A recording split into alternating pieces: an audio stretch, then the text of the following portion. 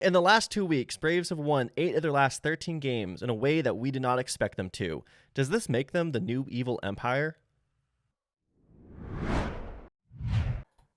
At the end of last week, we predicted the Braves would win 8 games over the next 13 games. We were very right, but in very wrong ways.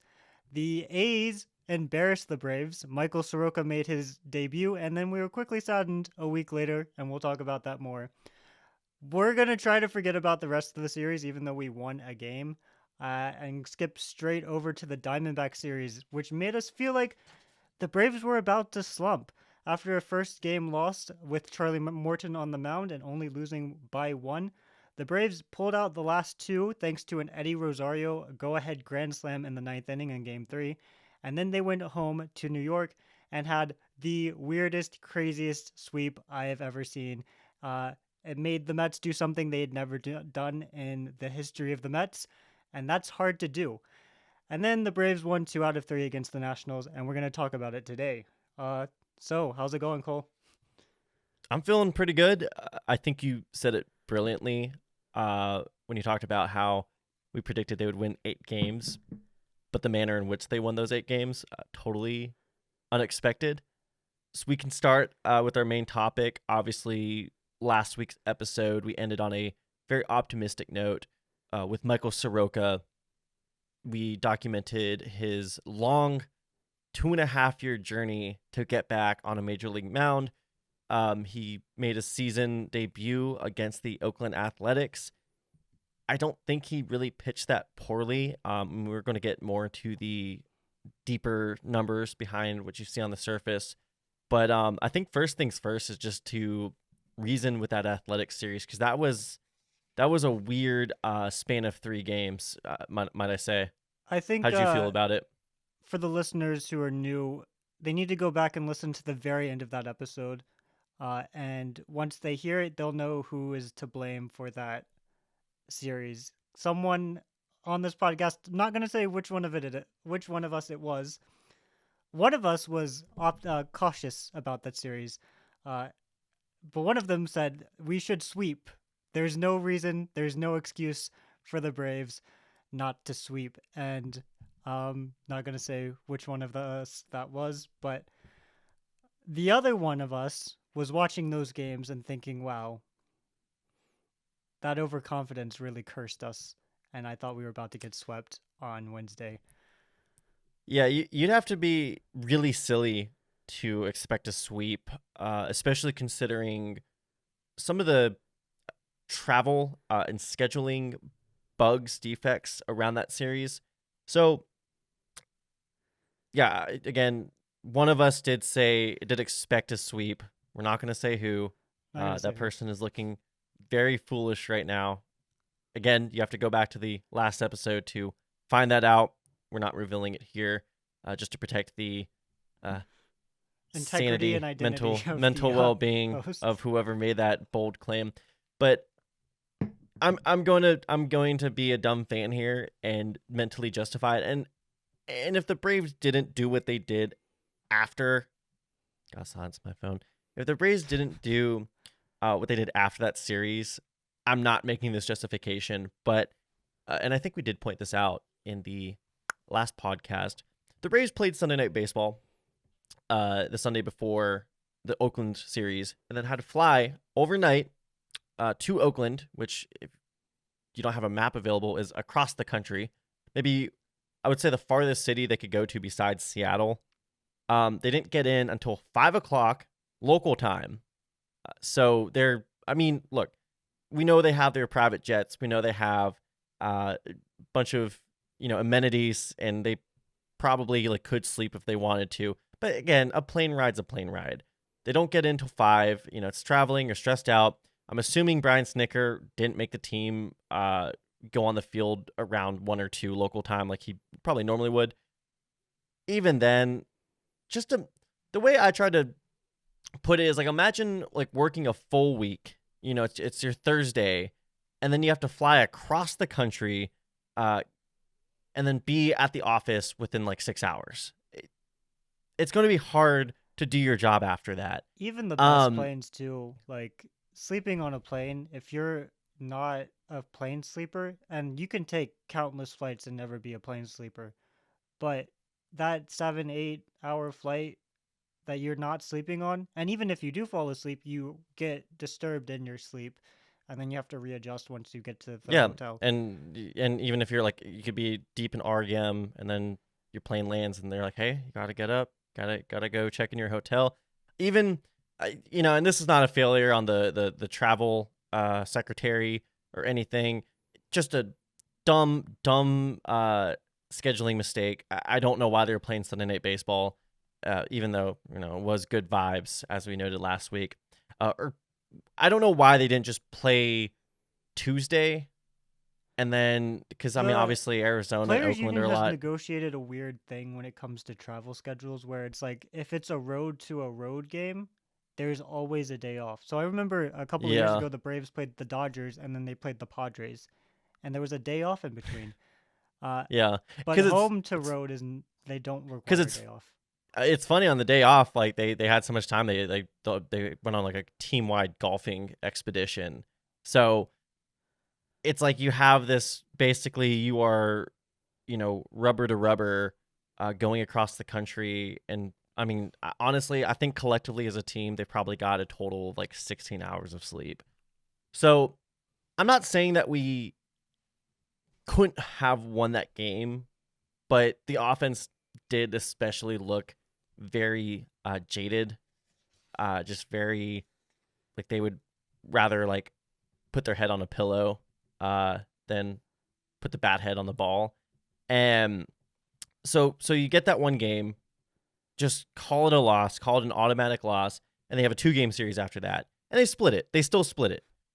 Are the Athletics terrible? Yes, but They just they swept are the in a 5. Brewers. They did just sweep the Brewers, who are still trying to convince us that they're a good team. I still kind of believe I them. think they were in first place going into that series. I don't know. I think the They were. Pirates are now Yeah. because they just Yeah. won 2 out of 3 against the Mets, who the Mets got in really late in the Pirates series, and they got blown out by a team that lost a series to the A's. Yeah. So baseball is baseball. Yeah. It's I a think- grueling. It's a 162 game season. It's a grueling schedule.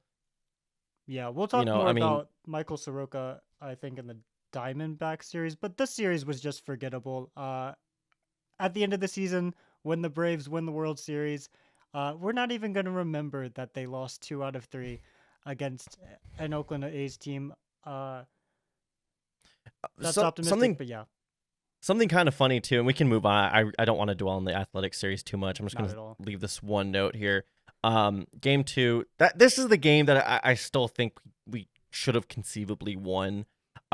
Bryce Elder, he and Michael Soroka were the only 2 players who flew commercially separate from the team prior to the series. They weren't there Sunday night. They were flying to Oakland. Shoved, I would say, one of probably his best performance of the year. Braves just cannot score a run. It's a cold night.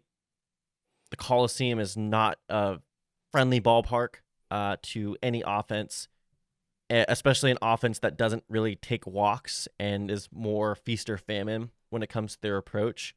And then Iglesias comes in, Raiso Iglesias, our closer, our beloved closer, does not get a feel for the ball for the first time in his career, or first time since like 2016, 2017. He hasn't done this since the Reds. Walks three straight hitters, and then kind of hard hit ball to Austin Riley. He fumbles it. Game over. The last blow up appearance, I would say by Iglesias since then. I mean, I think was the turning point for his season. I think we're going to look back at that and say that was the lowest point, and now he's basically back to who he was. I mean, he was during the Mets series, he was touching 95, 96 with his fastball, and that's really where we want to see him. So, again, the 2 Braves who actually were able to get a decent night's sleep, I think held up their end of the bargain. Bryce Elder especially. It just weird quirks of the travel schedule. We're not, like you said, we're not going to be thinking about this in October. Anyway, D-back series. This is where it gets fun. Wow. I really don't want to see Corbin Carroll against the Braves again. It's really funny because I was thinking about this while watching the series. There's not many players in the game. The way that baseball is constructed, not one player can just go take over the course of a game. Besides a pitcher, of course, but they only pitch every 5 days. Corbin Carroll is that guy. He is one of maybe 5 players who just, they're omnipresent. You're always thinking about him, whether you're hitting, whether you're pitching. His presence in the lineup was just, he was a, oh my gosh, I'm forgetting the word. Fire starter, what's the word? Catalyst. Yeah. Catalyst for that lineup. He pretty much covers the entire outfield. I'm actually surprised that they even throw Lourdes Gurriel and Pavin Smith or whoever it was in right field, because they don't even really need them. Just to have extra DH, Yeah. Yeah, no, they could just put them in the shallow outfield and kind of break the new shift rules. Like, you really don't need the extra outfielders. Corbin Carroll can cover all of that ground. He is just so impressive. We have a friend, a YouTuber from the Diamond. Connor is the guy who runs the channel. Big D-backs fan. He'll send stuff about the D-backs. So I knew Corbin Carroll was good going into the series. He might be underrated. I didn't realize he had pop. I think that's the thing that threw me off. Yeah, and not to make this a D-backs podcast, but he absolutely torched the Tigers. Actually, this is important because we're facing the Tigers, so this is relevant. Absolutely torched the Tigers this weekend. He, I believe, is leading all of baseball in F-WAR. I tweeted the other day, not only is he the obvious Rookie of the Year winner at this point, he's in the MVP conversation. He's Rookie of the Year. He played 30 games last year. Yeah, he actually, I'm pretty sure he got some down ballot Rookie of the Year votes last year because he played 30, 60 games. He is generational talent. The D-backs kind of pulled and we're going to get into this later, was why people seem to kind of have a hatred towards the Braves now. But the Diamondbacks pulled a Braves move by locking him up, buying out his arbitration years and adding 2 onto it. He signed an 8-year. Was it under 150 million? I think it was a I thought steal. it was like, I remember yeah, I looking thought it was at like it 126. So, I mean, that actually might be, looking back on, if he's able to stay healthy, that actually might be a bigger steal than the Ron Acuna Jr. The thing contract. about Corbin Carroll is that not only is he ridiculously fast. I don't know if Braves fans remember just how fast Ronald Acuna was when he came up. Believe it or not, even with all the steals, Acuna's slowed down a little bit. Corbin Carroll is hitting sprint speeds that are Acuna never even touched. He has the same amount of home runs as Ronnie does. Just insane. So here's the contract breakdown. He's signed through 2030. It's an 8-year, $111 million contract. And then there's a team option for 2031. I think this is an absolute steal. What's the over-under they take that team option over? Are you kidding me? The only way they don't we might as well just call it a 9-year contract now. He has Tommy John surgery or something at the end of that year, and they're just like, we're not paying full price for Corbin Carroll. Unless he just decides, take it because they want to be on good terms. Yeah, unless he decides he's like, I'm just gonna stop showering, and teammates start complaining about it, and then he gets turf toe or something. You never know about the internals of the clubhouse, but besides Corbin Carroll, the Diamondbacks series had me feeling a lot like after the Orioles series, where the Braves won the series, but I was left going, wow, that is a great team. That team, I knew they were good coming into this series. They are like 5 times better than I thought they were. I'm not going to use one of our curse words here, but internally I did say something different. They are a team that does not mess around. They are aggressive on the base pass. They're aggressive at the plate. They have solid defense. They do everything well. Just like a team that just gives you anxiety. When somebody is on first, it doesn't matter. It could be freaking Christian Walker. They're just going to give you that anxiety, because their conversion rate, their ability to hit with runners on is just, they are a very unrelenting team, very unforgiving. This is a team I would want to watch if it not for the time zone, but watch more. But also, I just don't want them to face the Braves again. I would be okay not seeing them in October in the playoffs. Same. I know we have one more series against them, but they're just really good. So with the Diamondback series, we briefly touched upon Michael Soroka's performance against the A's. I would say solid. I mean, we were optimistic, but we were saying we wouldn't be surprised if it was a blow up start, just because we haven't seen him. I mean, he hasn't pitched in the major leagues. We do not know, how his stuff from the minors is going to translate. I thought he pitched solid. If you take away that one inning, that one error to Ryan Noda, okay, Adobe Creative Cloud, that not one error, one homer, to Noda. He pitched solidly. We also, I felt six like, innings, had 4 earned runs. good expectations where we're not expecting Soroka to throw a perfect game, or Yeah, we're not expecting him to even be 7 innings, 2 runs, 10 strikeouts. Basically, I don't know about you, Cole, but his start in Oakland, even against the A's have a decent offense for a bad team. yeah. That met my expectations. 5 innings, 4 runs, not the best start, but that's not a terrible start. Against Arizona, it was really bad. It was rough. It was bad. But as we established, that's actually why we talked about the Diamondbacks for an extended period of time. They're a very good offense. They are, like I said, relentless. And I brought up that runners on stat earlier, and I know this is a small sample. Just 2 starts, and he was 9 and a third innings. Batters in those 2 starts, batters were OPSing 693 with Soroka against Soroka with no runners on, bases empty. That's really good for Soroka. With runners on, batters were OPSing 1409, 1.409. So this makes me think it's a mental thing.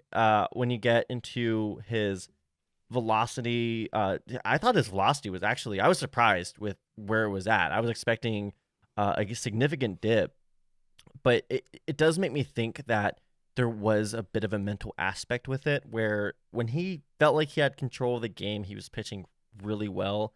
And as soon as, his command wasn't great, obviously he walked, I think it was 6 batters in 9 innings, which is not good.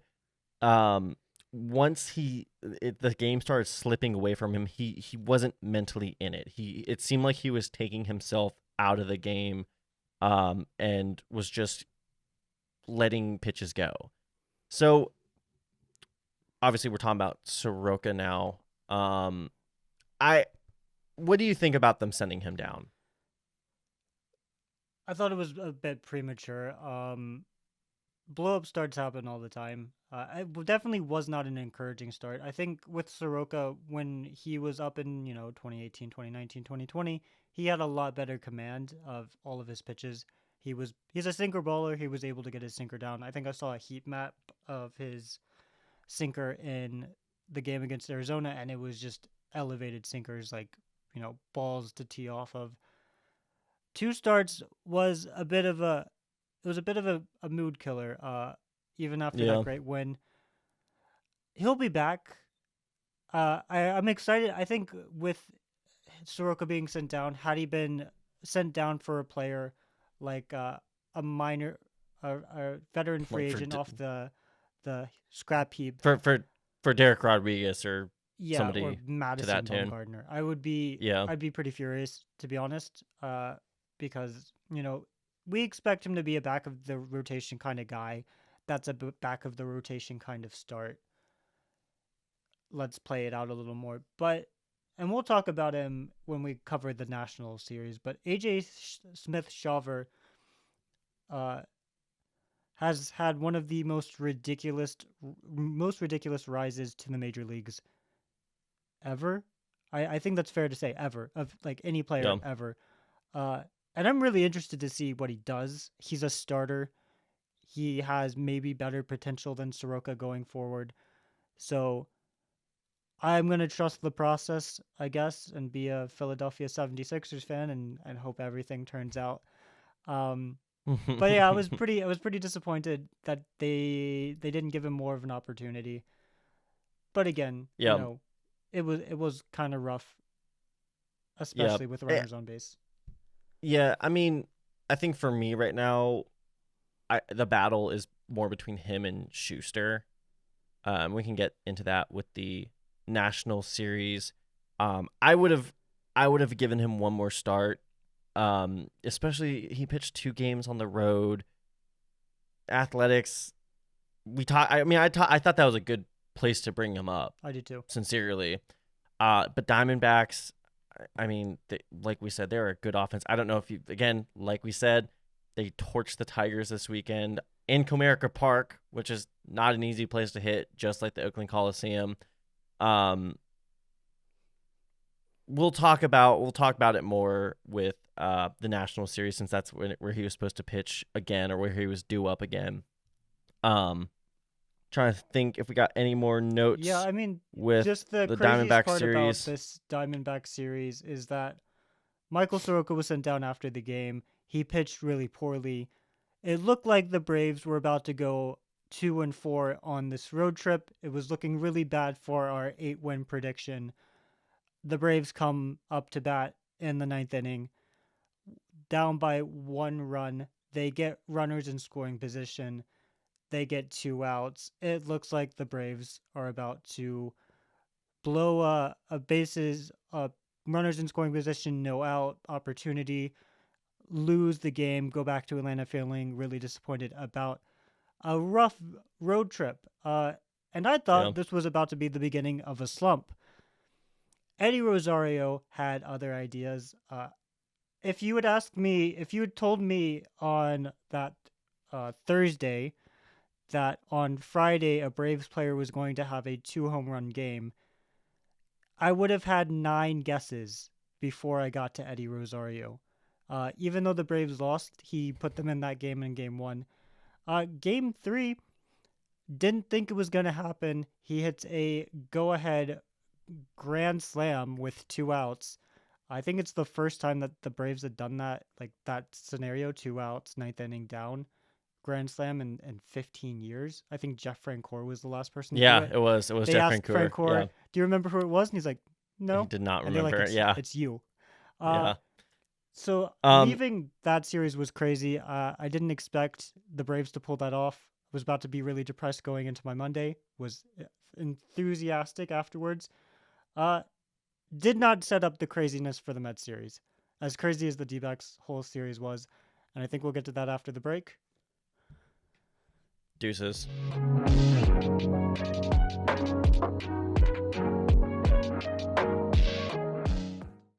We are back on BravesKast to talk about you enjoyed whatever we put the in Mets that series. I don't know what we're doing. So it was probably just a really cool clip of Ronald Acuna Jr. hitting a home run. I have something that we won't get copyright claimed for, but like fun. If I had once I have more time, like once this starts to get bigger and I have more time, I definitely will start doing that.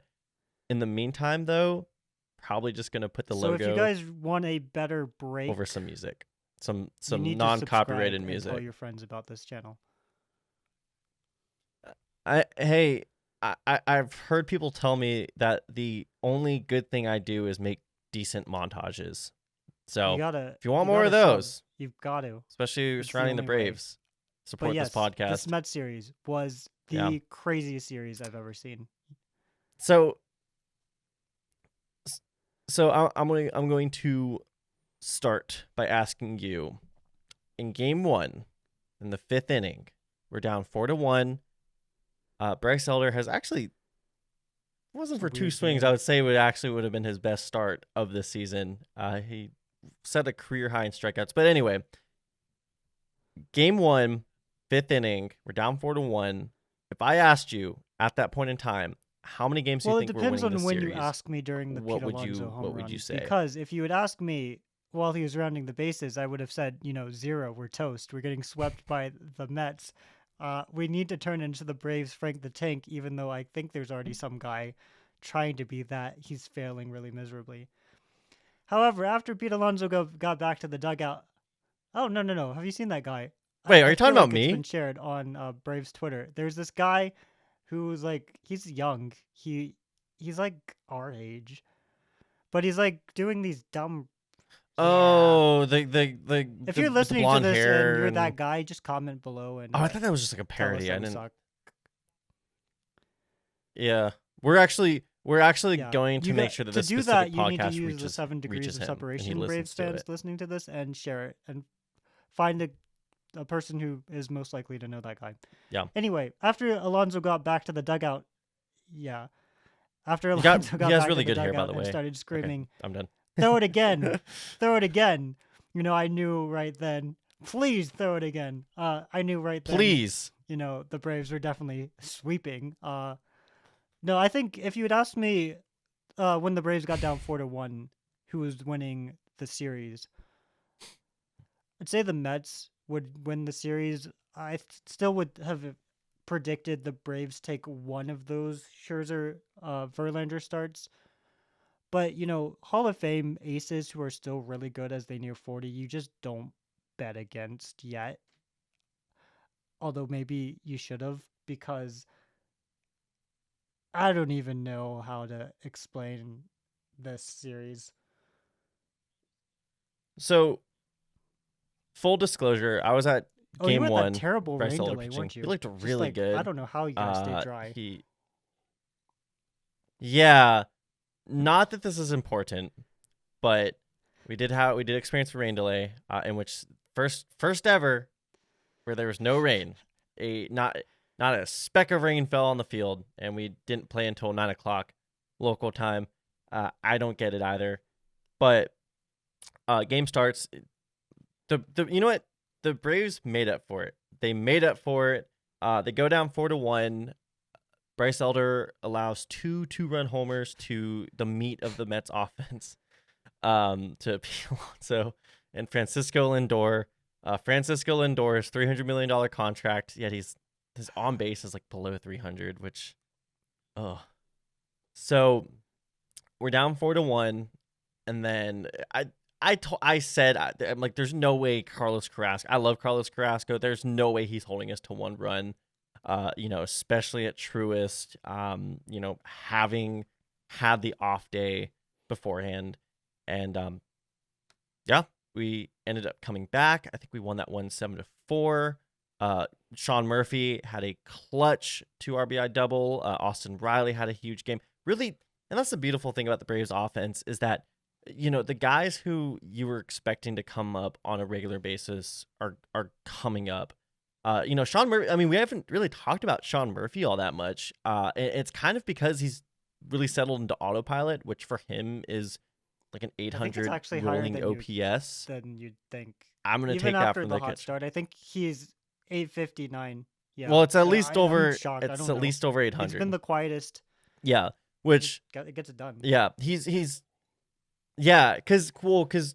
during the Royals Padres, during that whole span, I mean, he was basically Johnny Bench reincarnated, and now he's just settled into just a very solid number 4 hitter, and we're gonna take that.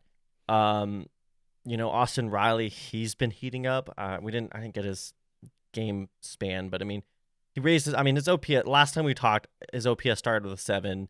Now it starts with an 8. Raised it close to 100 points. And just everybody really you expect to be producing and coming up in clutch situations are.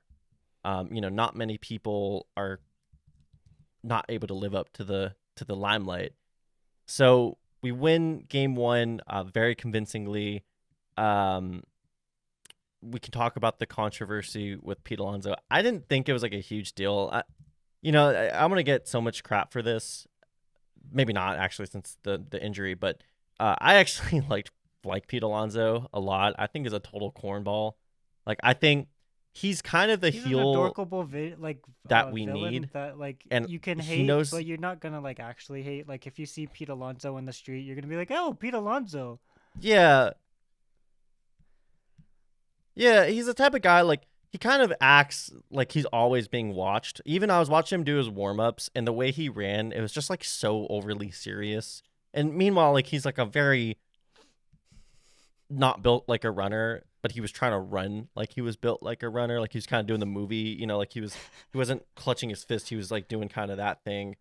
And he's just a cornball. He's just like a dork. And that's what I like about him. I like that the best, most prototypical slugger of our generation of this current crop of MLB players is just a complete dork. And again, people have kind of taken that the wrong way. I called Spencer Strider a dork too. Pete Alonso is just kind of a different breed. He's just, like I said, he's just takes himself way too seriously, but I think he knows he takes himself too seriously. So anyway, back on track. Game 1, comeback, Sean Murphy, clutch RBI double. Game 2, do you want to do the honors for Game 2? Same. I gotta go back and go. Well, minus one detail. I mean, the guy pitching for the Mets, no disrespect to Carlos Carrasco, but yeah, he wasn't Carlos Carrasco. That's for sure. Cole. I was like, I think we're gonna get no hit. I think Max Scherzer is going to have a 21 strikeout perfect game. Because Scherzer looked unhittable for 4. He looked that way. The Braves scored their first run. Yeah, 3 in a couple outs innings. I didn't think we were touching Scherzer. Even that run the Braves scored in the 4th. It's like the Braves and the Mets switched sides, where the Braves were suddenly the little dinky hits where you're furious because it was a 1 XBA a swinging bunt to the catcher that maybe he should have let go foul. Meanwhile, Charlie Morton just didn't have it. I don't think we love Morton here. He's doing his job. These starts for a guy like Morton, who's like a 3 starter, they're expected. You know, I'm not gonna. The Braves pitching the whole series was kind of weird. We'll get to the other one next. But, you know, Braves go down 4-1 again. Scherzer's looking like a legit ace that he is. And then the Braves just chip back. Vintage Eventually, Scherzer. Michael Harris with a tie game hits a 2-run homer. He's been slumping. Now he's just getting unlucky. I don't know. It's like the small overperformance in ex-Woba that he had last year. He like traded it for the gods for double the worst overperformance, but he had a good game in this series. The Braves ended up winning 7-5. That would make it the 3rd straight comeback victory for the Braves out of 5. Spoiler. I was feeling really good heading into the Spencer Strider game. Unfortunately, I couldn't watch it because I was traveling. I wish this is the craziest game I haven't seen, I guess. I don't even know how to start. Do you?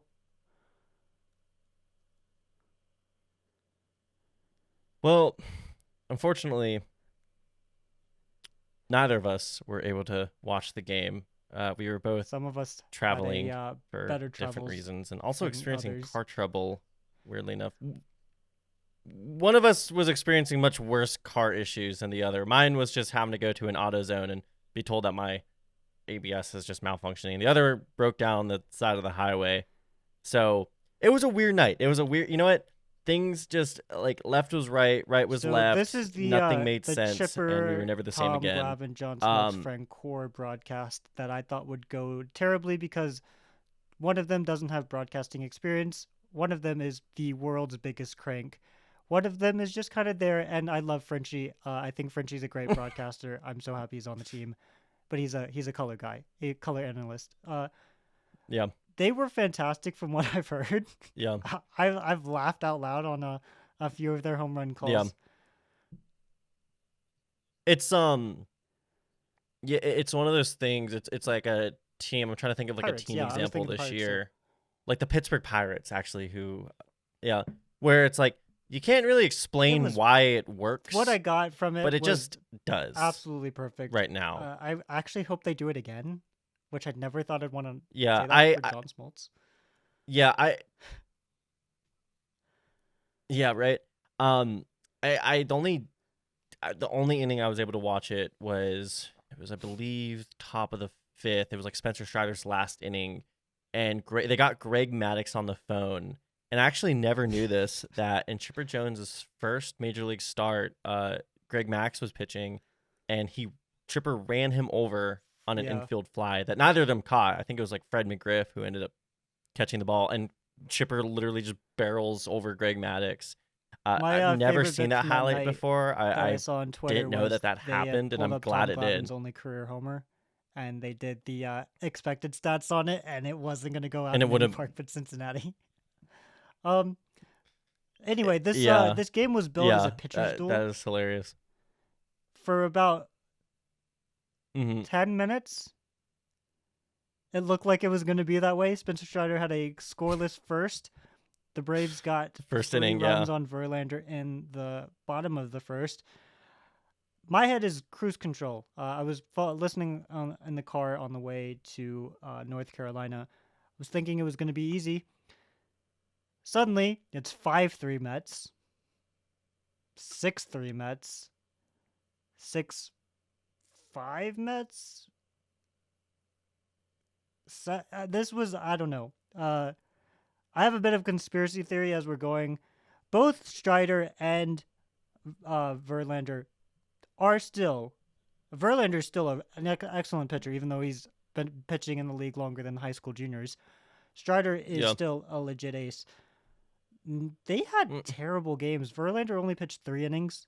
He got lit up in his 3 innings. Strider probably shouldn't have pitched that 4th inning. I think Snicker was trying to save the bullpen. He allowed 8 runs. So here's my conspiracy theory, Cole. I think the league gave this game some juice balls. Yeah, that's what I thought. That's what I thought you were gonna say. Yeah, if Verlander you have to trust me, had a but bad game that's and what I Strider was had a thinking. good game, then one of the pitchers was off. If Strider had a bad game and Verlander had a good game, Strider was off. But these are aces. Yeah. Well, think about it like this too. I mean, Strider still had in 4 innings, still had 8 strikeouts. I mean, he still kept up. It was just on contact. I mean, he still allowed 2 homers. The Mets did. Well, obviously that's an obvious statement, but yeah, like on contact, the Mets were smacking, like cranking the ball to the outfield, like cranking it into the bleachers. Verlander, I would say. I mean, look, Verlander also had 4 walks. Strider had 2 walks. I think you might be onto something. I don't know why the league televised game doesn't make sense to me. Juice ball. I mean, it still was like.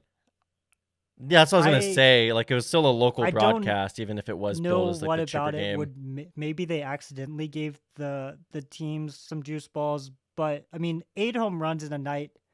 That's a lot of home runs in a single game. Oh no. Against a Hall of Famer and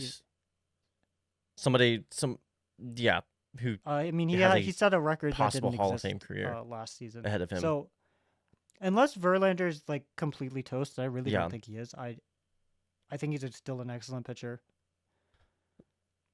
Well, and we can transition to this. While I am giving credence to your transparency, we'll call it a transparency conspiracy. There is we do have enough data to suggest that Spencer Strider has a little problem, and they are called the New York Mets. His career, 5. I don't have the number up right now. I wish I did. He's got an over 5 ERA against the New York Mets. What can you explain this? Is there any sort of heads or tails to be made? Is it just going to be one of those odd occurrences where Spencer Strider just doesn't have it against the Mets, and they just have his number? Maybe it's us paying the sins of our forefathers. We had Chipper Jones somewhere. Having like a career. My thing is 1,700 OPS I don't know if against they're still going to do that, but from the time the NLDS ended until the Phillies got their butts kicked by Spencer Strider and the Braves, there were so many Rhys Hoskins video clips, GIFs on anything that even mentioned Strider. They Phillies fans would flood in and say, "We own Spencer Strider." That wasn't true. Spencer Strider, up until that start and after that start, has had very good success off of both Rhys Hoskins and the Phillies. The Mets are what the Phillies think they are to Spencer Strider. I have no issue admitting that whatever it is, the Mets own Spencer Strider, and that's okay because they only face each other a few times a year. my thoughts. I know he had 8 strikeouts in this most recent start. Kind of surprising. But the Mets are a contact-oriented team. They have built themselves opposite of the Braves. The Braves have gone all in on homers. And the Mets said, we'll let Francisco Alvarez and Pete Alonso hit all of the homers, and the rest of our guys are just trying to get on base by any means necessary. And yeah, by the way, how's that going for you? I don't know if that's just a side note real quick. The Mets offense is just broken. I don't know what better way to put it. I was surprised. It's like I check stats a lot. I'm always, you always find me on Baseball Reference, Fangraphs, Savant. But like when I see a team and I get to see all of them kind of together on the screen, I do. I like the Mets offense is just Alvarez. really I like Nemo now. I mean, they got sometimes like McNeil, but I mean even McNeil. What is he doing? Him and Lindor are like, what has happened? Yeah, really way underperforming. But yeah, no, sorry I'll kind of help. I took us off track, but what I was getting at, what you're saying was the Mets are a contact-oriented team. Spencer Strider is a non-contact-oriented pitcher. The Mets are very much still good at fouling off every and any pitch that's remotely close to the zone until they get their pitch. And I think with Strider, the adjustment he's going to have to make is this is just, and this is again kind of just a dumb analysis. I think he's just going to have to like be more comfortable getting them on off-speed pitches, getting them, because he's not going to get them to chase. They're still a very disciplined team. I can't believe Jeff McNeil has ever struck out swinging on a ball out of the zone. Yeah. But if he's able to, I don't want to use the word tunnel because obviously the changeup's movement is going to be relatively similar to the fastball. But if he's able to get them off balance, he's going to maybe have to sacrifice some of those K rates just to get them to make soft contact. I think if he can just do that against the Mets, who sort of have the formula on him, I mean, I would say they're the only team out of the 28 other teams who have the book written on him. If he can just make that small adjustment, I think he's fine. And even if the Mets, or maybe it's just one of those things where he's just always going to be bad against the Mets. He's had a few good starts against them, but he's had more bad starts against them than any other team in the NL East. I mean, he's going to see NL East teams more regularly than any other team. The Phillies don't have the book on him. They think they do. Phillies fans think they do, but they don't. They don't. They did because they got a nerfed version of Strider in the NLDS. Like, I'm sorry, I bro. mean, I'm not making excuses. Not trying to make excuses or anything, but like dude was pitching Phillies on half an fans oblique. Think they're the Mets when it comes to Strider, and I'm perfectly okay with Strider struggling against one team. It's one team. We haven't even. Yeah, I think I'm just saying I think he can, if he changes his approach, where he's just not trying to constantly stuff fastballs up in the zone against the Mets. If he's trying to get them off balance, I think he can work around whatever they found out on him, like whatever they unlocked with him. So I'm not too. I'm more of the philosophy. I'm not too worried about it. I think he's going to eventually find a counterattack. He'll finish out what they've done against him. People have concerns that once his velocity drops, he's toast. Strider's a dude who's always tinkering. He's already thinking about how he'll pitch when he's 29, 30. He's probably definitely thinking about the Mets. I mean, even that interview with Buster Olney where he was talking about very candidly about how they said, hey man, like your best pitch is your fastball, let's focus on that. Going forward, he's going to be able to develop other pitches to complement it. And I think he just needs to get better. He just needs to get more comfortable throwing changeups to righties. He's done a decent job throwing them to lefties. I mean, he hasn't gone like the best results, but I think if he can sort of pull that as like a new trick out of his hat against the Mets, I think he's gonna not have any problems against them going forward. August? So we'll see. We don't see the Mets was it until you who tweeted what, August? once the Braves see the Mets again, it will be a full year since they beat the Braves in Atlanta. Yeah. That was a great tweet. You guys should Atlanta. go back and like that tweet because it's a banger. Yeah, so we haven't even got to the end of this game. I was like setting up. So the Braves go down. You handle that. I think as much as 6. I think it was, or was it 5? I think it was 10-5 at one point. They chip away. Darno hits a nice 2-run homer to get them within 1. Arcia comes up.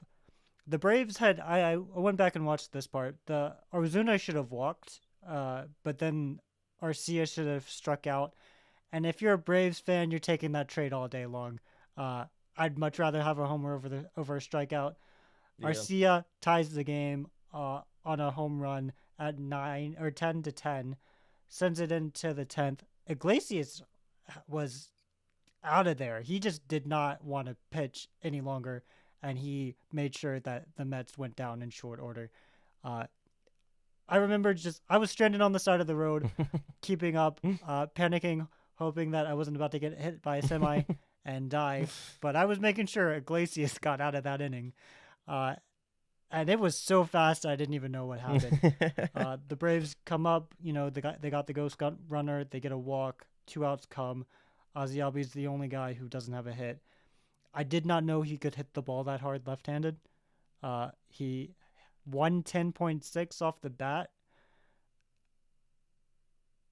If I was a Mets fan, I don't think I'd want to watch baseball for a few days, especially with the hindsight of what happened in the Pirates series. The Mets had never, and they've existed since the 1960s, they've never lost 3 consecutive games in which they had a lead of at least 3 runs. That sounds right. Like, I can't think of many games where 3-run victories happen, much less back-to-back victories, much less back-to-back-to-back victories. The Braves had not had that happen since they were the Boston Beaneaters. As a Braves fan, I was enthusiastic. I got to my hotel at 1 a.m. because I could not reach the destination I wanted to. I should have been miserable because I was supposed to get to Boone, North Carolina by the end of the night. I got stranded in a place I didn't know existed. And I'm going to bed thrilled because the Mets blew the series. And I think I watched that Ozzy Albies home run 5 times before I went to sleep. Yeah, I've watched those highlights. Poor Larry Crown is just probably about seared into my 7 times head. last 2 days.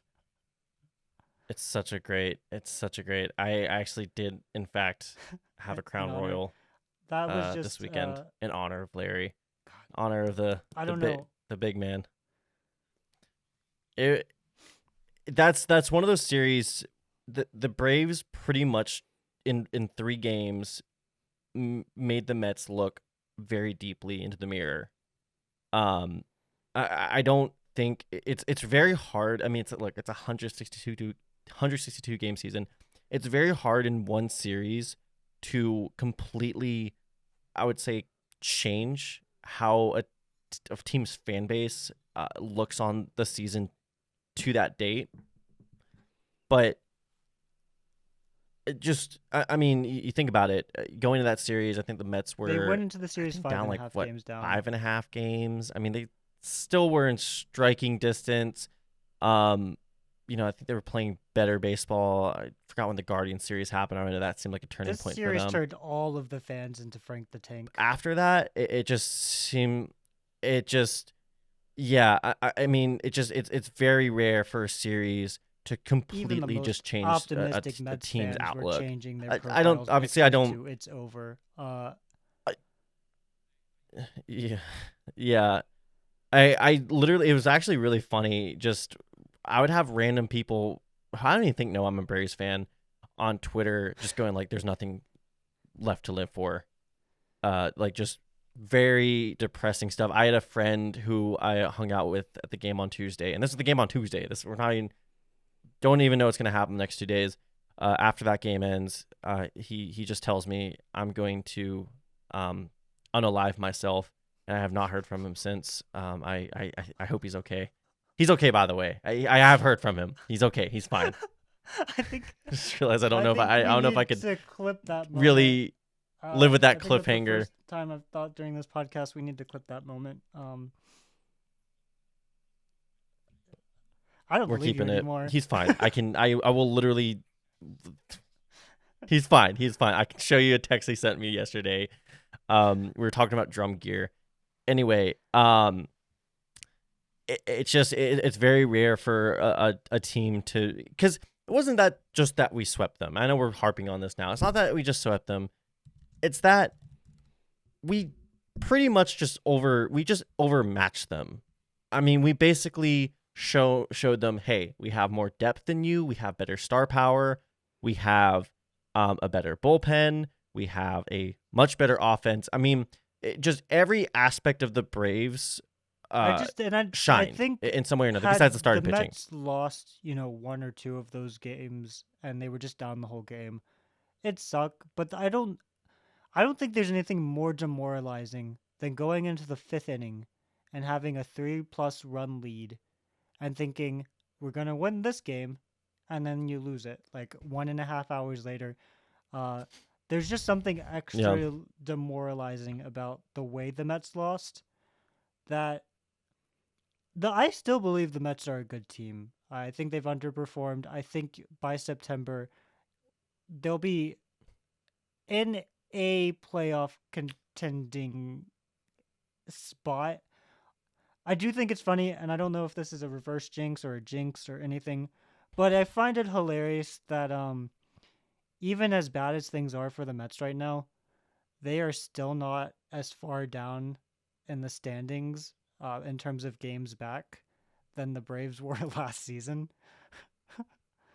Don't think it's probable, but it's interesting to know, like, baseball is a weird sport. Things change all the time. The Mets are 9.5 games back. That's a tough spot to be on June 11th. The Braves on June 1st last year were 10.5 games back. Things get weird. I don't think the Mets have it in them to have a 750 winning percentage for the rest of the season, but it's tough. This is not a dunk on the Mets series either. Like, that was just a crazy series. I don't know how to describe it. I think we go on and it kind of reminds me. I was gonna say before we move on, it kind of reminds me of the 2005 World Series, where on the surface it was a sweep. The White Sox swept the Astros in 4 games. When you look at each game, I mean, they were about as evenly matched. I don't even look at that possibly 2005 World Series, because Chris Burke hitting a home run off of Joey Devine really just like made that thing not exist in my brain. I still think about that sometimes. But that's what I was saying. I mean, even though the result was a 3-game sweep, I mean, the Mets could have easily still been swept. This is were in it. They still had. They still had a 3-run lead in each of the 3 games. I mean, that's not that doesn't mean nothing for purposes of evaluating a team. I don't know if the Mets bullpen is just. I think it's just the offense. Like the offense is also really bad. They've got potential. I'm not discounting the Mets. I'll make a $5 wager because I'm broke and I don't want to save for the future. But I'll make a $5 wager if you want to accept it. Currently, there is a 6-game gap between the Marlins and the Mets. I will bet $5 that there will be a 6-game gap in the other direction at the end of the season.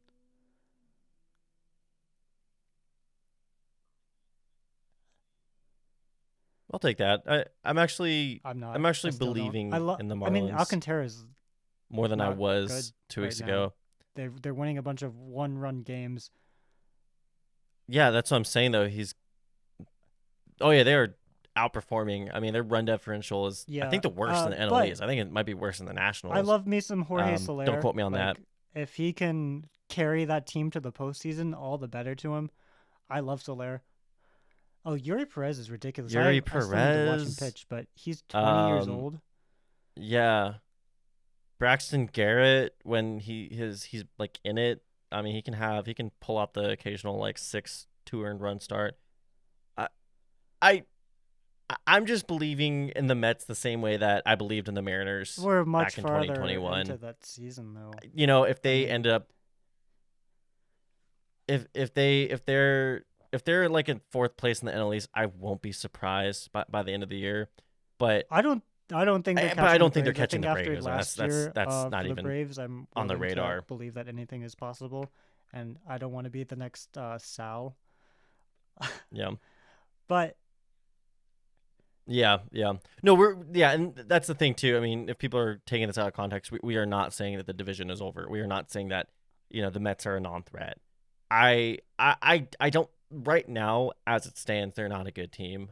But if Justin Verlander and Max Scherzer can rediscover their peak form, which was literally last year, then they're a viable threat. I mean, if you got those guys going twice a week, then yeah, they're a dangerous team. Anyway, we'll move on to the National Series. Really, it was pretty much what you expected. We took 2 out of 3. Getaway day, we lost. I'm not too worried about it. I mean, we were off the heels of a 7-game winning streak. It would have been nice to sweep, especially we're not going to win with every Elder on the freaking mound, game of the year. I don't know. I'm not the biggest Elder believer. But 2 out of 3. Basically, the regression monster is the definitely Braves catching lost up to today him to very make us look slowly. smart, because last week we projected 8 wins. The Braves had 8 wins going into today. They ended the day with 8 wins in that series. In this time span that we predicted. We're just that smart, The Braves really are looking out for us. Yeah. The Braves had another comeback from behind win on Friday night, which I didn't actually think about this until we started recording, but that was 5 straight games where the Braves had to come back and win the game. It was funny. The Friday game was basically, I don't know if you're hearing the broadcast, it was such a given. I mean, even Brandon Gowden and Jeff Yeah, Franco I were was saying, not like, able to we're not watch worried. any of this We're game. down. I had to drive up from Central North Carolina to Western, and then I had dinner. But I looked at my watch. I could see the score. It was a 1-run game. You're coming back from that. They did. I'm not gonna lie too, and no offense, we're not. I'm not trying to harp on the Mets or anything. Wow. I think the Nationals bullpen is better than the Mets bullpen as it stands with Finnegan, Edwards. I don't know. I went to a Nationals Phillies game Hunter the other Harvey in that conversation last week. I think their bullpen. I guess it was just one guy. I think. I'm sorry, bro. Like Drew Smith, Tommy Hunter, like David Robertson, I would say is like their only viable option. Where at least the Nationals have a few for sure that guys at the that you can game, throw in there. Where the Mets is just like a guaranteed reliever run or two. Who's an all-star, and you're just gonna be like, who is that? Because they don't have any other options. Yeah, is that former Brave Carroll Edwards Jr. legend representing the Carroll Nationals in Edwards the All-Star game? World Series winner I don't know Carroll if this is Edwards worth a small Jr. segue, but I'm going to do it anyway. Or an aside. Carl Edwards Jr. pitched 1/3 of an inning for the Braves in 2021. 1 game, 1/3 of an inning. He allowed 3 runs. Got a World Series ring for it. They DFA'd him after the game. He went to the pitch for the Blue Jays afterwards. The Braves won the World Series that year, and it was publicized that they sent him a World Series ring. There is a picture of him at a minor league stadium where he's receiving. He gets, and I know it's not the same ring that Jorge Soler got. I know that Sean Kazmar Jr., Carl Edwards Jr., they got different rings. Yeah, but they probably got the tier 2 ring at least, though, like the same ring that Carl Edwards Jr. the for media his, operator contribution to media the relations Braves. person got 1/3 of an inning for his negative got a World Series 1 win ring. probability added. went a long way. Galvanized the squad. This is a terrible segue. The only thing I really want to talk about with the Nats series, and then we'll go to our last conversation piece with which if you clicked on this video because of our very clickbaity title and thumbnail, we will get into it in a second. But first, we have to talk about Mr. AJ Smith-Shawver. He made his major league debut against the Diamondbacks on Sunday, and really, we actually didn't talk about this. We were humming and hawing about the Eddie Rosario Grand Slam. We're not even remotely in that game if it's not for AJ Smith-Shawver going. I think it was 2 1/3, 2 2/3 innings. Yeah, I think Braves shutting them down.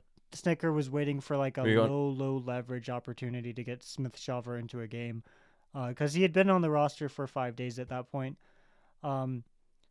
There's nothing low leverage about top of the order in a winnable game. Like, it doesn't matter that the Braves were down 1 or 2 runs or whatever they were down.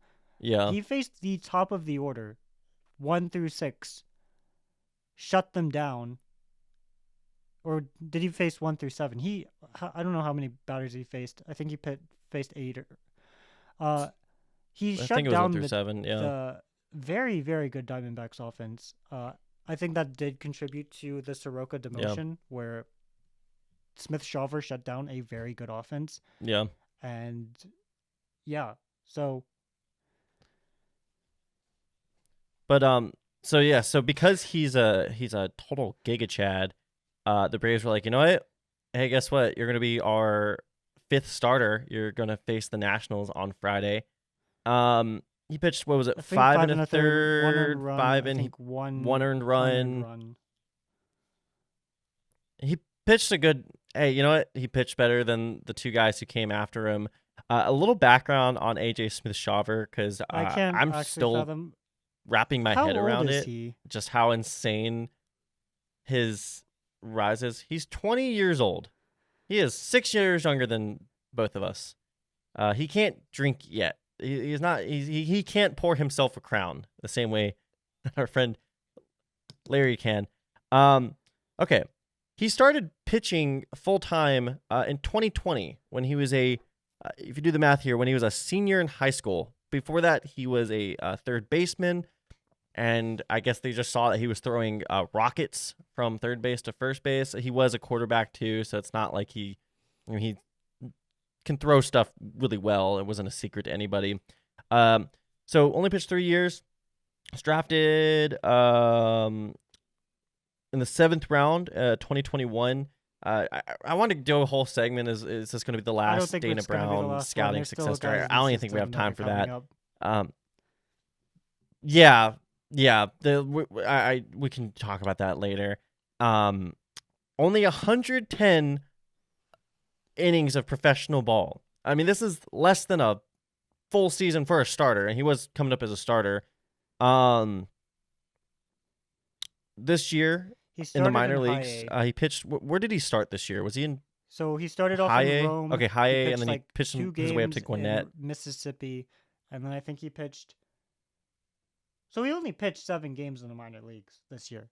So I think it was 3 games in Rome, 2 games in Mississippi, 2 games in Gwinnett.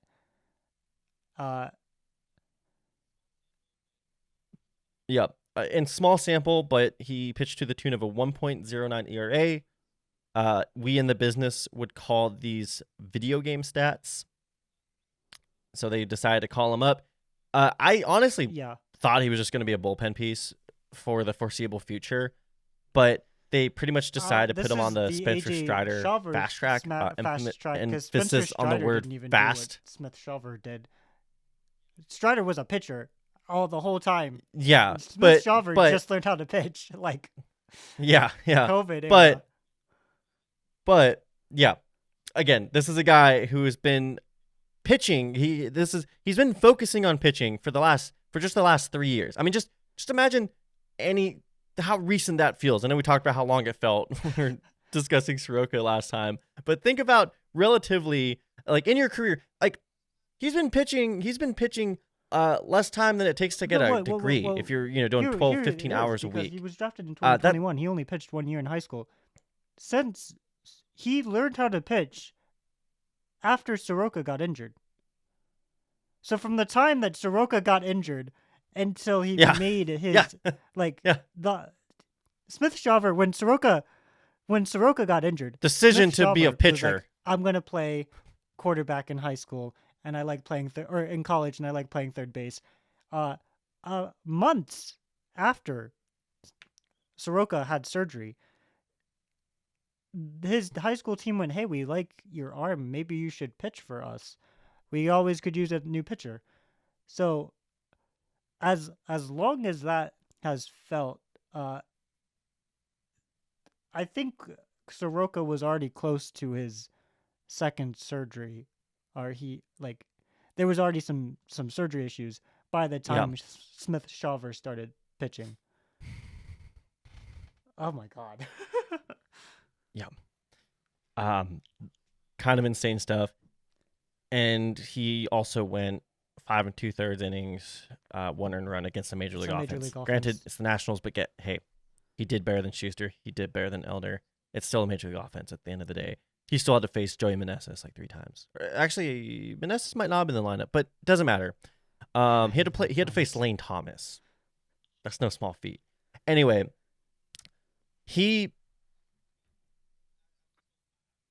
I'm speechless. Just it really this doesn't happen. This just isn't a thing. I don't understand it. And this gets us into our last conversation piece. I made sure I cleared it with Mitch because if we're going to engage in some light clickbait, I want to make sure that both members of the team are on board with it. But it got me thinking about the fact that stories like this, stories like AJ Smith-Shawver, seem to only really happen with good teams or great teams where everything breaks right. We're in year 5 pretty much of the current iteration of this dynasty that started in 2018. And I noticed during the Mets series there was some discourse, and some of it was warranted. I know there's the clip that came out. Pete Alonso got hit by a Charlie Morton fastball. He actually ended up going on the IL. He's going to be out for 3 to 4 weeks. And in the clip, you hear a sizable section of Braves fans cheering. We don't condone that, but it was spread around the likes of the internet, like Tumblr and Pinterest. Whatever a sports fans use. That is where I get all my baseball news. Yeah, I'm always posting my Braves. That's where I get my Braves zines. But I have noticed a general discourse of the larger baseball community that the Braves are kind of making a run at being the new evil empire. I think recently the Astros have very comfortably sat as that team to beat, even before the cheating scandal, I would say, 2018, 2019. They have pretty much been in the ALCS every year since I can remember, and I just woke up out of my coma in 2017, so that checks out. The Braves might be that new team, that they might be the new team that every other fan base despises, sort of in an envious way, because everything is just broken right for us. Where it's like, I don't know if you saw a bunch of money, and that's how they won. That's how the Yankees were the evil empire for like 13 years, 1996 to 2009. I think it's more success. I frame it more from success in every aspect. I know the Dodgers, they have basically been spending past the luxury tax every year since 2018. I know this year they're trying to reset it, but they're a team that a lot of people very enviously had a disdain for because of their success.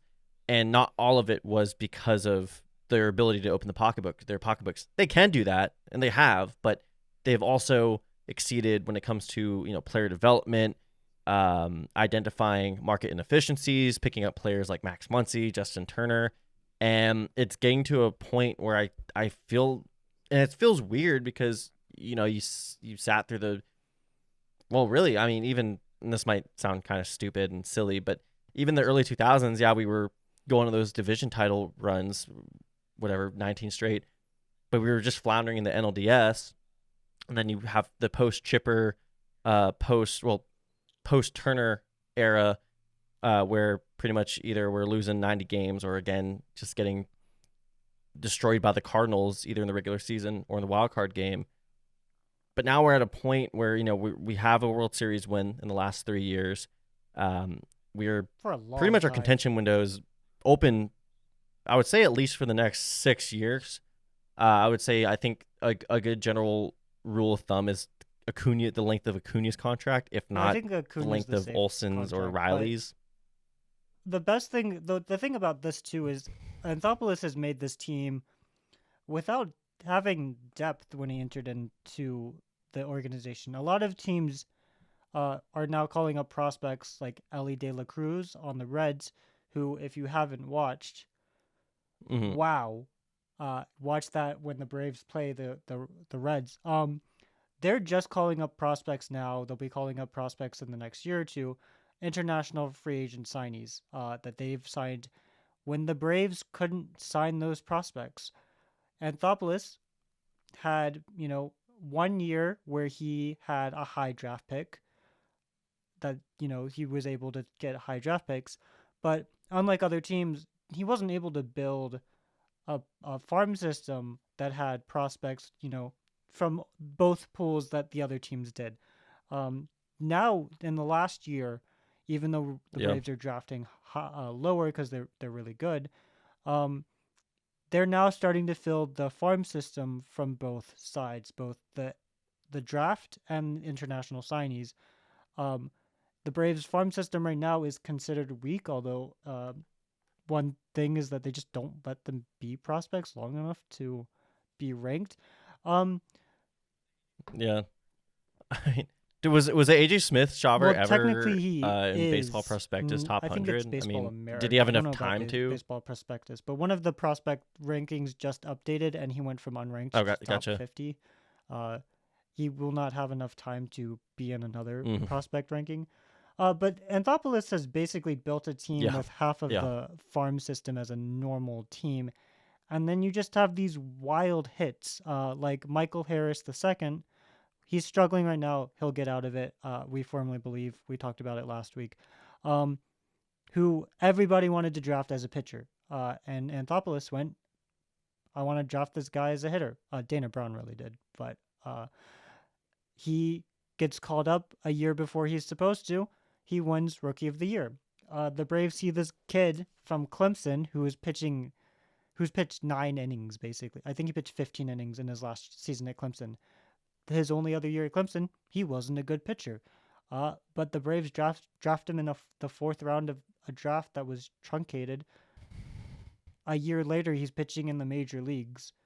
The next year, he sets records that no one's ever heard of. And then with the rest of the team, you expect guys like Acuna, like a top prospect, to be good. He's not part of the Anthopoulos regime. You know what he does? He signs him to a 10-year contract. That is a team-friendly deal. It works out for both. Cole and I have defended this from both sides. It makes sense from a player's perspective. You're guaranteed great money. You're maybe not going to max out your potential career earnings, but $100 million is $100 million. You're going to take that.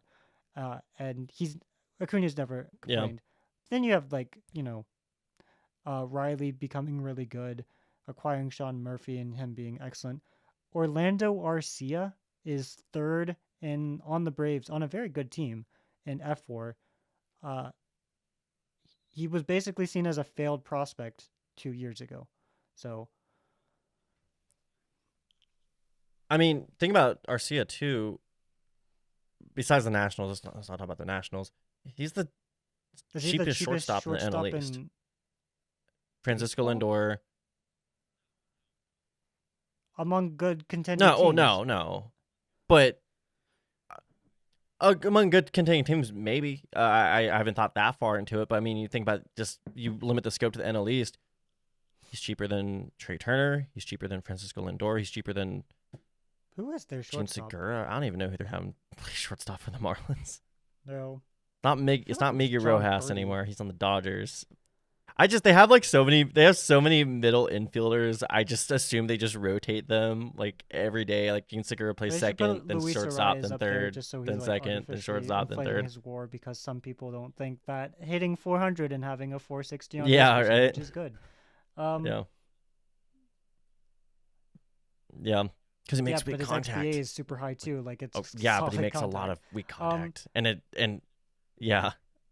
Yeah, he makes like an absurd amount of contact. If I was not a Braves fan, I think from the outside I'd be like, if I was a Brewers fan, right? You have Willie Adames as your shortstop, you're happy, and then you go and check over at what's going on in them and MLB, and you see that guy who was a top prospect for you 7 years ago. He was supposed to be better than Trey Turner. He played shortstop for you for 4 seasons, was terrible. You end up sending him off for a bunch of relievers, not even prospects, and suddenly he's an all-star caliber shortstop on a contending team. And it's funny you talked about the 76ers earlier with the kind of a macabre phrase for them now, trust the process. But we're at a point right now as Braves fans where again, I don't want to sound stupid. I don't want to sound like overly optimistic or like a dumb Braves fan, but inevitably that's going to happen from time to time. I trust everything this organization does, top to bottom. And you're talking about Arcia. Are you from Georgia, perhaps? The Southern accent came out for a second. You're talking about Arcia. Orlando Arcia. You're talking about Orlando Arcia, and he was a guy that the Braves identified. Hey, he's good at this hitting wise. He's good. He's really good at this one thing that we happen to be really good at. I don't want to exploit, but we happen to be really good at extracting. Just ability to hunt a certain pitch and hit it as far as you can. And they've done that with so many guys. Sam Hilliard, Michael Harris, Austin Riley. And it's one of those things where every part of the organization is just working at like 100% efficiency, from scouting, development, coaching in the major leagues, coaching in the minor leagues. And it's just all working fluidly. I mean, there's just not a weak point. There's a phrase I was going to use and it slipped my mind. But I think that we're kind of at this point where we are the world beaters. We are the team that when we come to town, that team's fan base breaks a sweat. I think we're at a point, because think about too. I mean, think about the teams that you talked about this earlier. The teams that we've won a series against, contending teams. Man, that was a good. The Rangers, the Orioles. I was going to say that. I was going to say the Padres, but the Orioles, the Diamondbacks. Yeah. We split the series against the Phillies. We lost the series against the Dodgers. Whatever. But just think about, like, we're able to go toe to toe against these good teams, and I know I think it was last week where I was bringing up I was a little bit worried about our record against teams over 500. I feel better about it now, especially at the Diamondbacks series, because like the Diamondbacks are a legit team at this moment, and I feel like a lot of the teams we beat have the potential.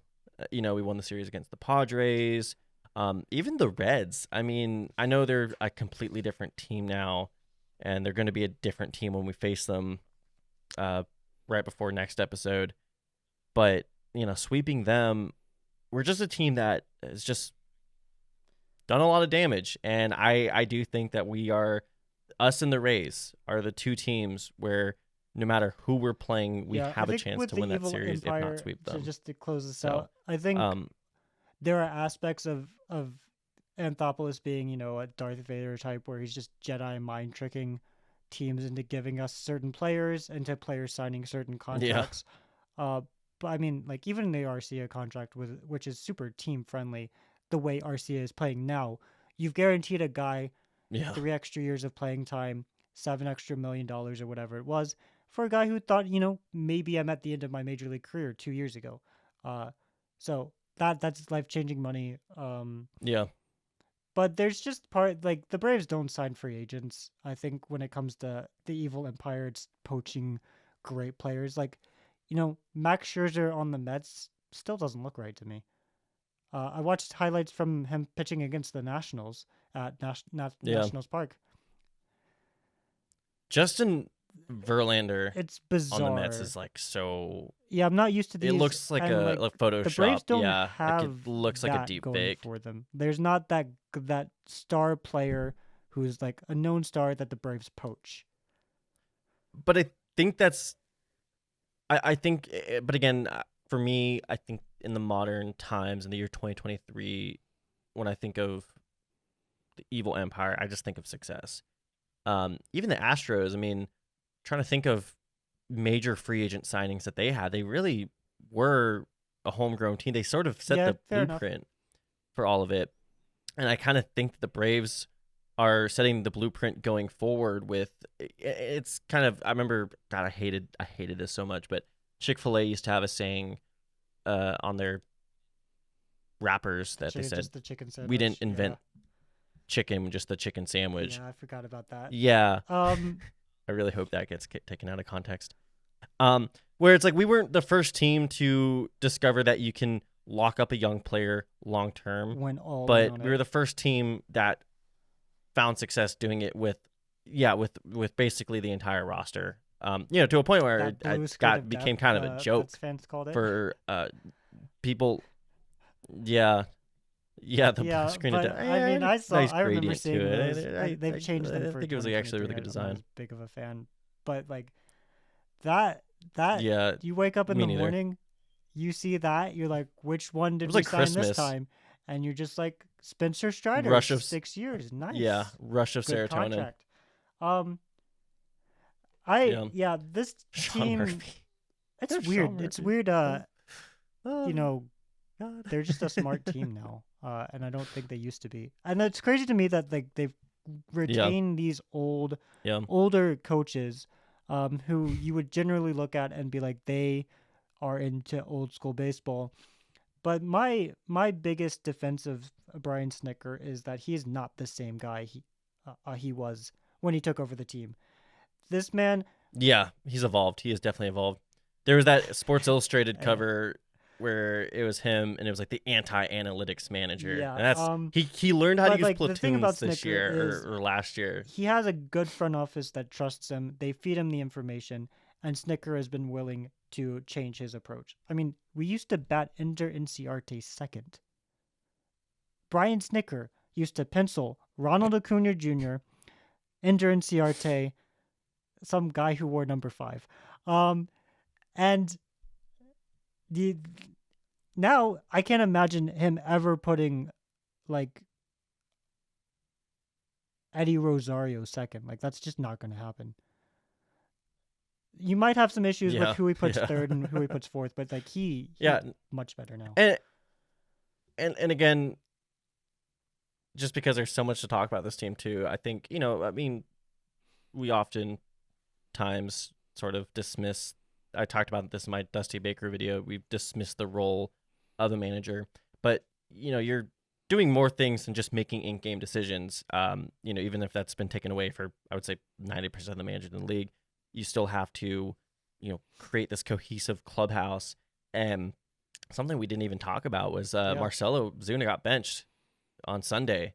He hit a 415-foot single, which granted, I don't know why in any ballpark you should hit a ball 415. It's so stupid. I hate that.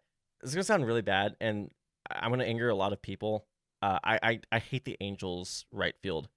They changed it for Ohtani, where I hate that too. Where they have the scores. If you hit that, that's a home run. They did that for Ohtani.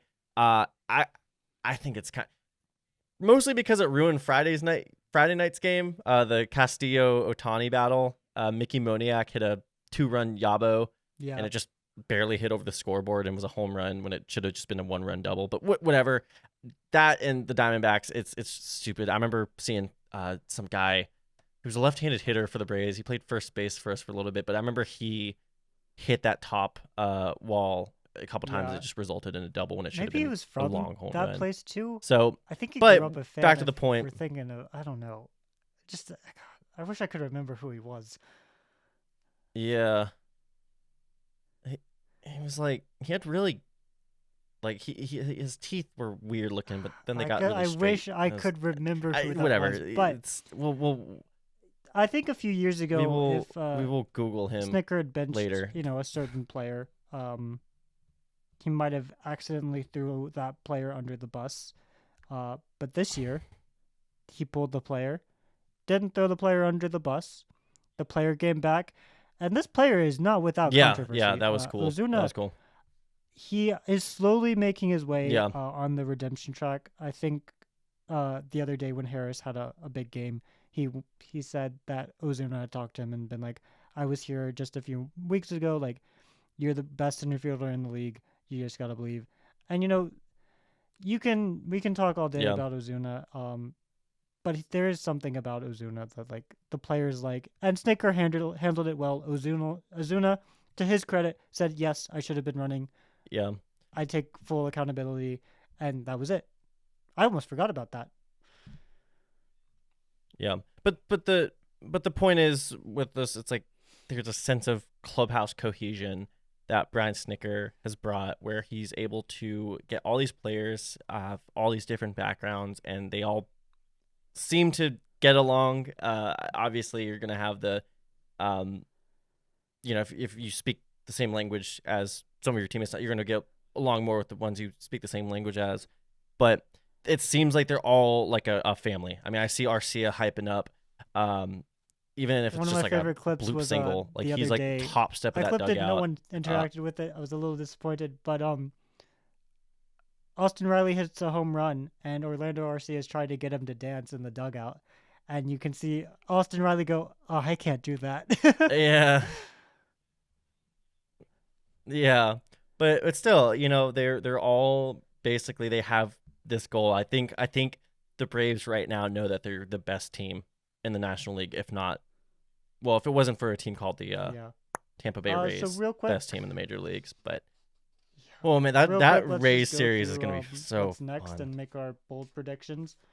So we go to Detroit. I'm a little disappointed because I used to live in Michigan. The Braves never played in Detroit, and now I just moved out of Michigan, and they're playing in Detroit. So I'm going to Philadelphia to watch the Braves. We'll get to that. So they played 3 games against a really bad Tigers team. Their best pitcher's injured. The Diamondbacks, as Cole has talked about, just annihilated them. Then they, for whatever reason, come back home and play 4 games against Colorado. It's actually funny. We're actually supposed to get there's actually a thunderstorm when we start recording. It seems like it's mostly tapered off, but we're actually supposed to get it worked out. Really bad weather the next 3 days. So God I'm thinking that the schedule makers are onto something here. Yeah, it is weird though that they would just Detroit. Yeah, I don't know why they couldn't just have the Colorado series. It doesn't matter. Then Detroit. They play Colorado. Whatever. It doesn't Colorado matter. is also bad. Yeah. I looked at their fan graphs. They have a good catcher. He did. He got hurt. I think he might be out for a few days. I mean, I think he got hit on the hand or something. Diaz. Chris Bryant might be on the team. I've heard rumors that Chris Bryant. I can't believe everything you've seen. Is a Rocky. That's the dumbest thing I've ever heard. Like that, Cole, you played can't like believe everything on the internet. Clearly, Chris Bryant would never play on the Rockies, especially after they traded Nolan Arenado. That just is not gonna happen. Yeah, I mean, at least if he played on the Rockies, he would have at least had a home run in Coors Field last year. He would have just gone homerless. The easiest park to hit a home run in. I mean, that's absurd. I feel like half of next episode is just going to be us talking smack about the Rockies. You already cursed the A's We've already series. done it Please before on a previous episode. I'm now terrified. That's fair. That's fair. Be a 4-game sweep. Well, we'll get into our predictions during that series, and it's not.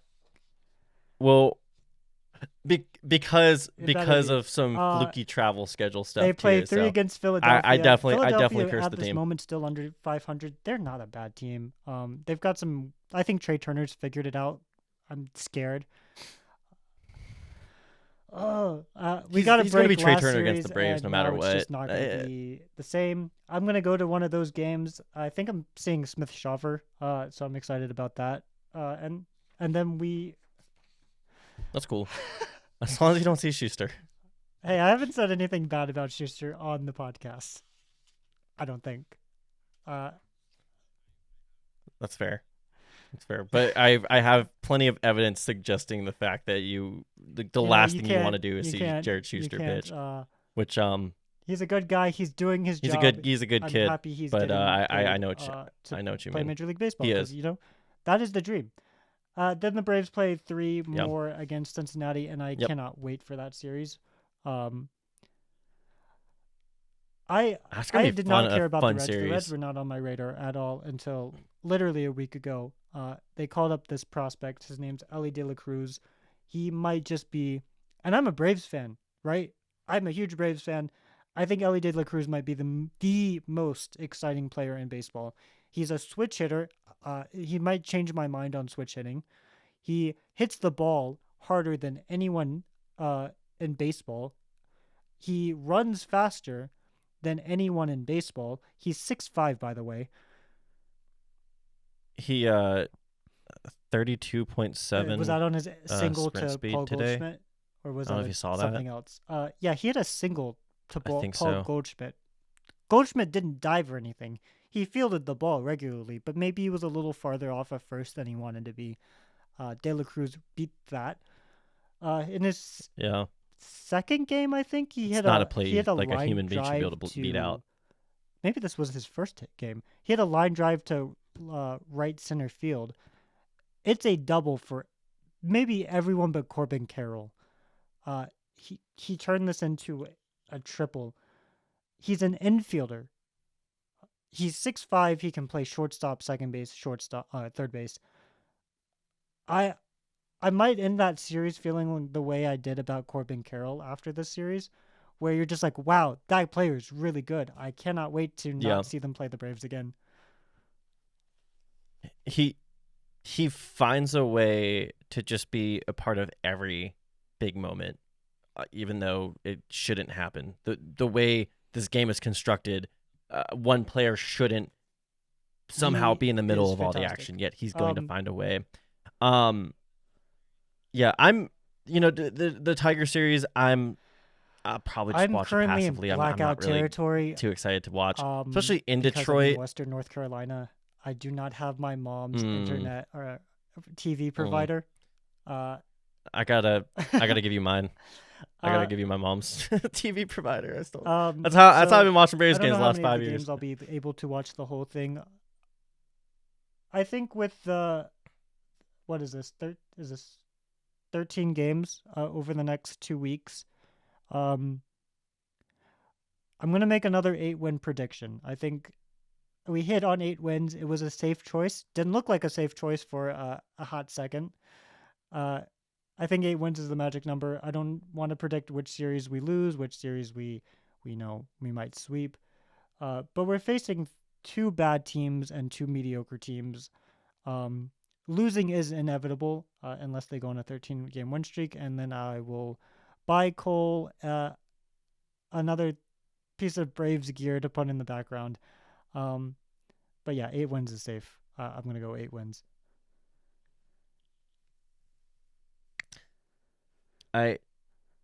In the notes, I say 9 wins, but that is extremely difficult to do. And now that I'm you can write off the Rockies and the Tigers all you want, but I'd rather not look dumb than look controversial. So I'm gonna go with 8 wins as well.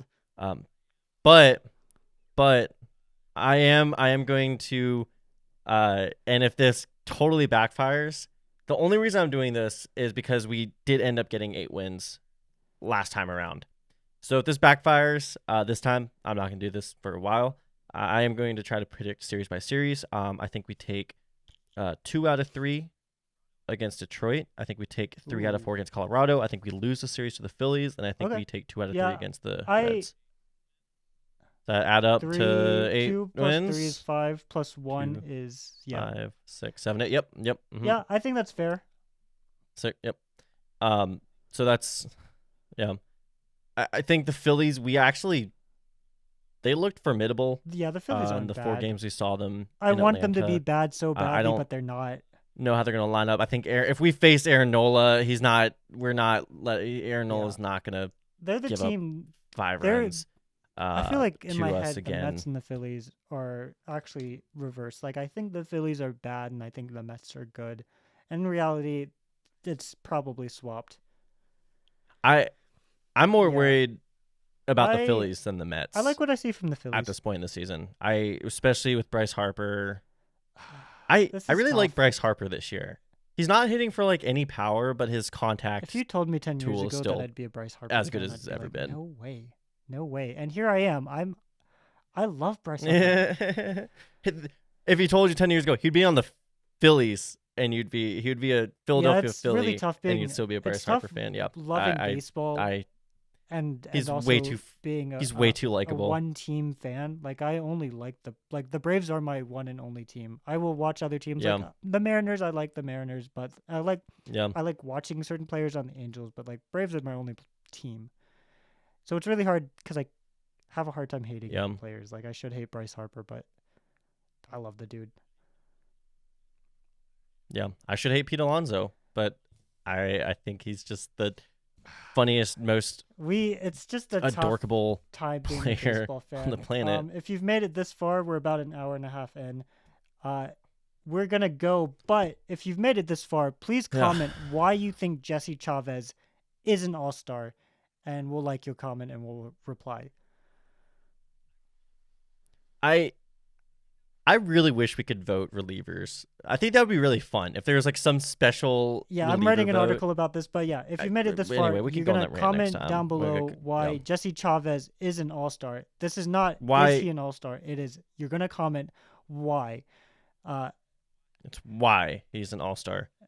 Why is Jesse Chavez the best reliever we've seen since prime Mariano Rivera? At MLB, leave your comment on below every social media account that you have and demand that the players and the coaches and the commissioner's office of baseball put this 39-year-old stud in the All-Star game, and then we're gonna make the. We're talking to you. Put Jesse Chavez in the All-Star game, and you know it's your decision. Yeah. Come on, you've probably coached him at some point. He's like never been like in the y'all have Yankees both been around long enough. Y'all have probably shocking. crossed paths. Yeah, no, that's shocking. Yeah. Chavez. I'm gonna actually do a video. Anyway, that's another subject for a different time. Yeah. Anyway, follow us on social media. We are creating a BravesKast Twitter soon, at some point. But in the meantime, follow me at No More Fielders, both on YouTube and Twitter, and I'll probably make an Instagram at some point when Twitter inevitably sinks into the ground. What Happened to Baseball on YouTube. You can also follow my old videos at The Lefty Catcher and my articles at House That Hank Built. And look out for our next podcast and tell your friends about it. Bye.